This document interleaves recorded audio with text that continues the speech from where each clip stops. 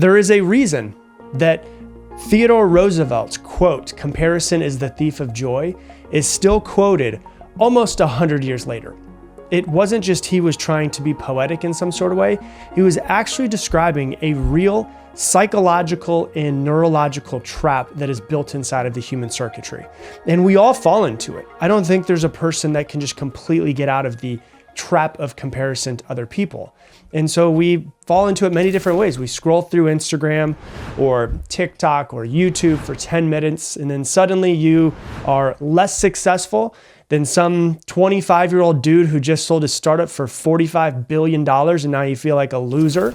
You're maybe less adventurous than that influencer that's over in Italy right now, and then she's gonna be in Patagonia hiking for the next 2 weeks after that. You're also, chunky and less fit than the 48-year-old dude who has an 8-pack. And, you're less together than that couple who's posting all of their hashtag fit couple dinners and goals and all of that stuff. And so then you close the app and you don't feel inspired. You feel smaller. You feel like shit. You feel behind. You feel like you're not enough in some sort of way. And that's really the paradox of it all is you could be thrilled with your life before you open up that app. You can feel grateful, you can feel content, you can feel fulfilled. And then 10 minutes later, after going online, you just don't feel good. You feel like you're in this hole, this deep, dark hole of inadequacy. Why is that? Well, it comes down to basically the way that our brains are wired. And I want to talk to you about the neuroscience behind comparison.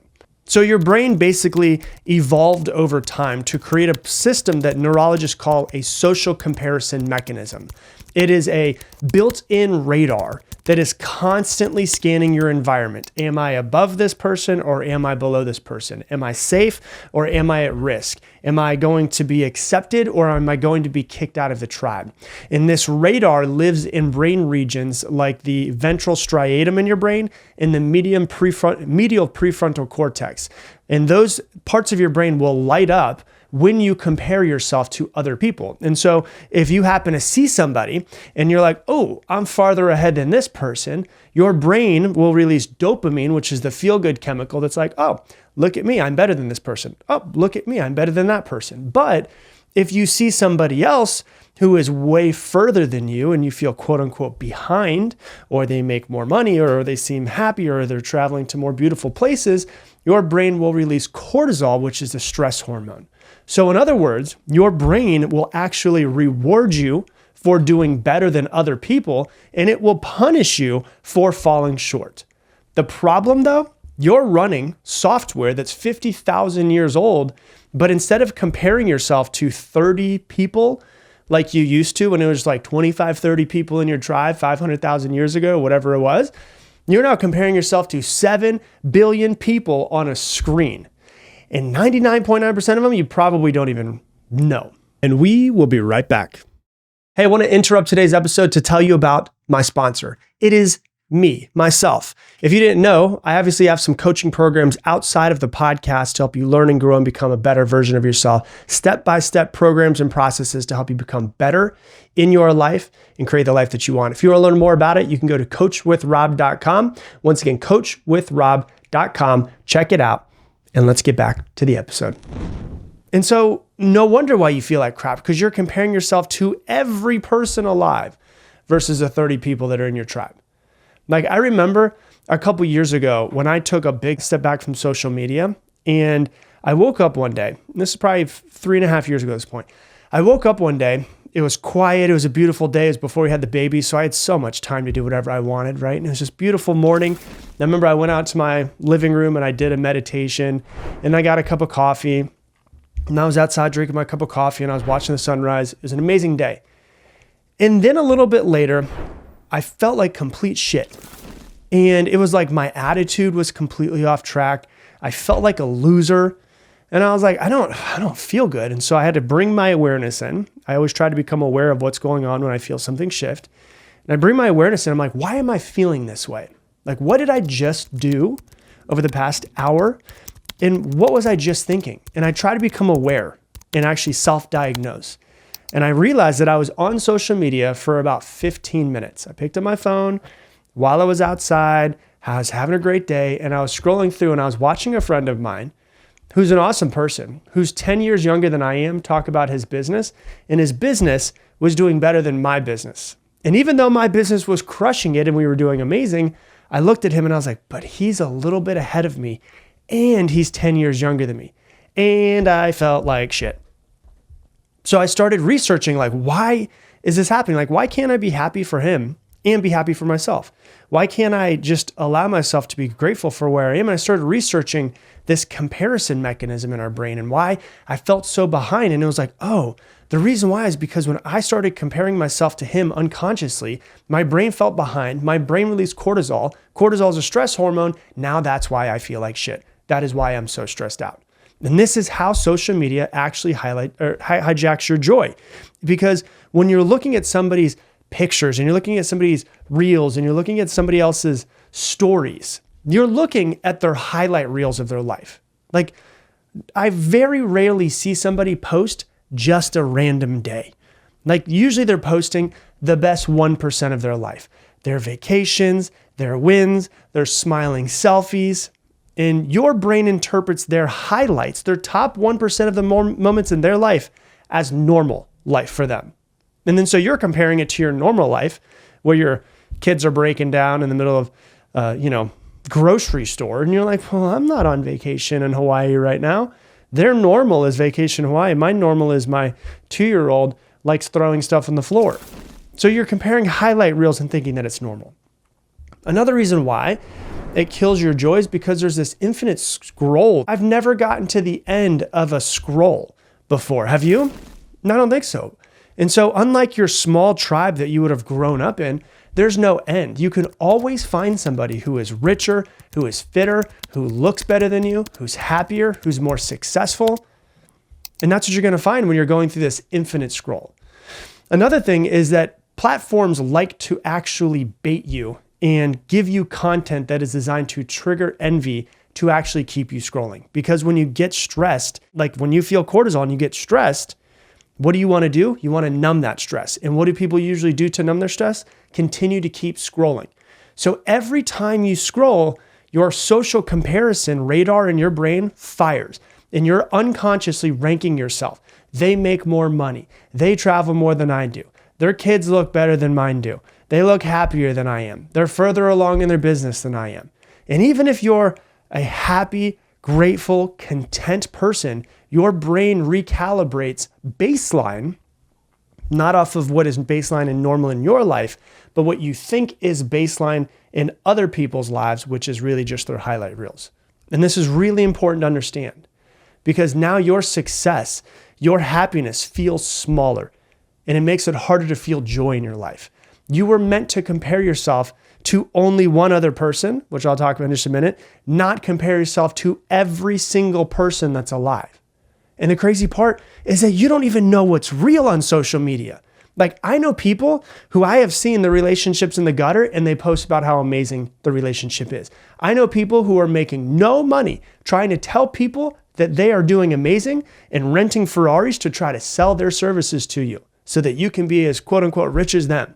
I have a friend who is in the house. I won't name any names, but you'll probably be able to figure it out. I have a friend who is in the house of a now very famous influencer that recorded a very famous video inside of a garage next to a Lamborghini that was not his and started selling courses about how to make money. And people bought courses like crazy from him because they saw a Lamborghini, which was not his, that they thought was his. And they went, well, he's got a Lamborghini. I'm going to buy from him. Completely fabricated. There's a couple of brothers that I've seen that are in, they have YouTube and Instagram and all that stuff. And they're these two brothers and they do these crazy trips and they spend like $500,000 to go to F1 and their lives just look amazing and insane, right? Super successful in their mid-20s. I was like, man, these guys are crushing it. I was thinking like, these guys are like really, really crushing it. What happened? They got arrested for drug charges. They were drug dealers. Ha, isn't that interesting? So they were selling this course on how to grow an online drop shipping store because they were doing so well in there supposedly, and they were showing how amazing their life was, and it all came from this drop shipping store, but they were actually high-level drug dealers. trying to teach people how to grow their online dropshipping stores. Almost nothing online is real. Stop letting it kill your joy. And so problem with all of this is that we're comparing apples to oranges. We're comparing your behind the scenes, your bills, your stress, your messy kitchen to someone else's highlight reel. You're comparing your chapter 5 in life to somebody else's chapter 20. You're comparing your business to a friend's business, forgetting that they've been doing it longer than you. Their goals are different. Their industry might be different. Their timeline might be completely different. Neurologically though, your brain does not care. It just sees they're ahead, I'm behind, danger, release cortisol. And that danger signals the amygdala, the brain's threat detector, to raise your cortisol levels. It hijacks logical thinking, and that's why comparison doesn't just feel bad, but it also clouds your judgment and also kills your gratitude as well. And so when you look at this, it's really important to understand there's 2 different types of comparison, okay? Number 1 is upward comparison, and number 2 is downward comparison. This was originally brought in by it's called the social comparison theory in 1954 by a social psychologist named Leon Festinger. And humans evaluate themselves by comparing themselves to others. Upward comparison, downward comparison. Upward comparison is looking people who are quote unquote above you, more successful, more attractive, more wealthy. And that can motivate you to be better, or it can crush you because you make yourself not feel as good. Then there's also downward comparison, which is looking at people who are quote unquote below you, which can boost your ego, but it can also lead to guilt because of the fact that you're like, why am I comparing myself to these other people? So neither one of them is good. And we'll talk about downward comparison in a minute, but the real danger, the one that will really kind of throw you off track, is upward comparison, because it can motivate you in some sort of way. But most people, it doesn't motivate them. It makes them feel like complete shit. And then it starts to erode their own identity, because you start comparing yourself to someone else instead of asking yourself, like, am I fulfilled? Am I happy with my life? Do I have a good life? And trying to build a happy and fulfilled life.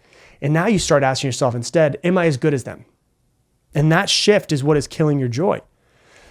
It takes your North Star out of it, which should be your own personal goals and what you're building and trying to build your own personal fulfilling life. And instead of being my goals, my fulfilling life, it's like, am I better than this person? That's not how we want to be running our lives. So the only real fair comparison is that you have to compare yourself to who you were yesterday. That's the only one that you can do. That's the only apples to apples measurement that's available, because you share the same genetics and background and experiences and circumstances as your old self. That's it. That is the only fair comparison. So are you kinder to yourself than you were yesterday? Did you grow 1% in patience or skill or discipline or business?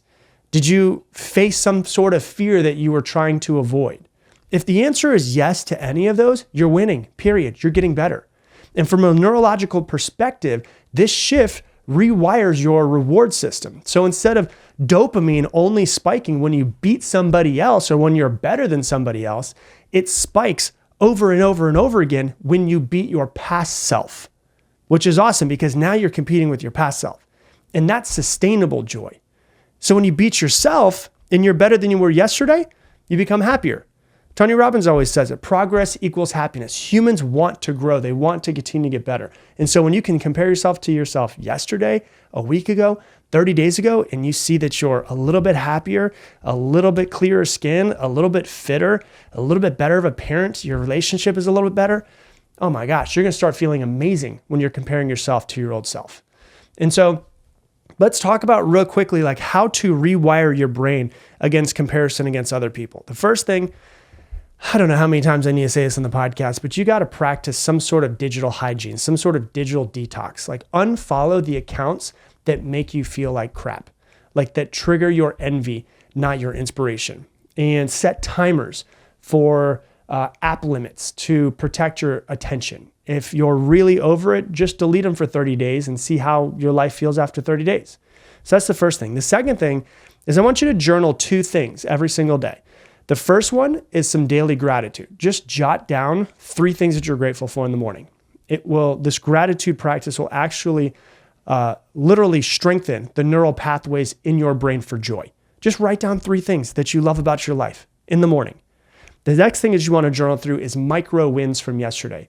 Track tiny daily improvements like more patience, another workout, a small business win, patience when your child was yelling, maybe showing up in a loving way versus a judgmental way. That will reward your brain for growth over comparison to other people. So that's the second thing.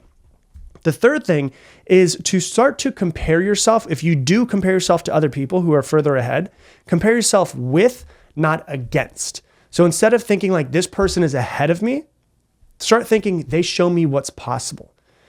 Like the mirror neurons in your brain will treat their success as potential fuel for you. You'll say, they can do it, I can do it. They're showing me what's possible in my industry. So compare with versus against them. And then try to anchor yourself in enoughness. Like ask yourself, if I had nobody compare to, would I be satisfied in my life right now? And if the answer is yes, that's amazing. That's joy speaking before your comparison hijacks it. And so your joy isn't scarce. It's not a scarce resource. Your happiness doesn't need to shrink because somebody else is happy. Your success in life doesn't dim because somebody else has succeeded. Our comparison is a thief of joy because it tells you that life is a race. Life is not a race. It is an art project. And the only project that you can be working on is one canvas. And the only canvas that you can work on is your own life. So the only measurement that you can look at is, okay, is my canvas more beautiful than it was yesterday? And if the answer is yes, you're winning, and that's the only thing that counts. Hey, thanks so much for watching this video. Based off of what you have been watching recently, YouTube's comparing all of the videos you've been watching and all of the videos that I have and say that this one is the one that you should be looking at next. So click this one if you want to go to the next video. And if you want to make sure that you don't miss any more videos, click this button right here to subscribe.